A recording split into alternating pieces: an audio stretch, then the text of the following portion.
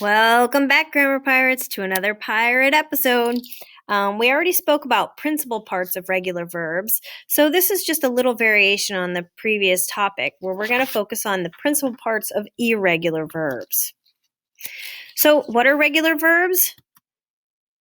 They are verbs that fit the typical pattern by adding morphemes such as ed or an s depending on the tense. For example, if you have a verb like learn is being used, then how do you know if something happened in the past? Well, you add the morpheme ed to the end. If it's in present tense, you may need to add the morpheme of an s if it's singular. Remember subject-verb agreement? If not, go back to that video. So do you remember the principal parts of the verbs? Present tense, past tense, present participle, where we have a verb phrase, you have the helping verb and the ing added to the action verb. And a past participle, where we have the helping verb and an ed added to it. But do you remember what irregular means? It means not regular. These are the verbs that don't fit into our pattern, which we discussed earlier in the year with irregular verbs. You still have the principal parts, but all of the words don't fit into the pattern as neatly with those action verbs. The past tense action verbs change most of the time. So I'm going to provide you with a list here. You may want to take a screen capture for your own notes to save them for yourself. So here are some of them. So for example, become is present tense, is becoming is present participle, became is something you did in the past, and you have, has, or had become. So if you want to look through all of these lists really, really carefully, that's where they change. And here are some more of those irregular verbs. It looks scarier than it is, but you already know a lot of these.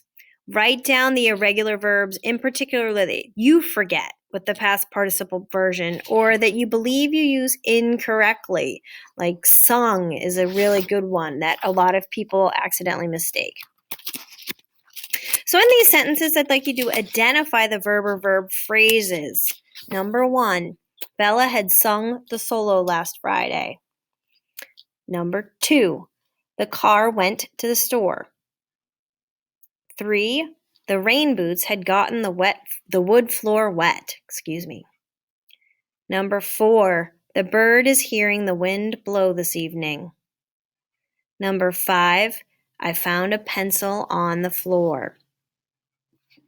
So let's see how you did. Had sung, went, had gotten, is hearing, found.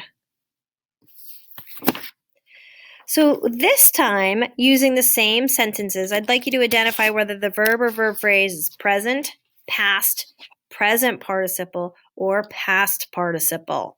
So number 1, Bella had sung the solo last Friday. The car went to the store.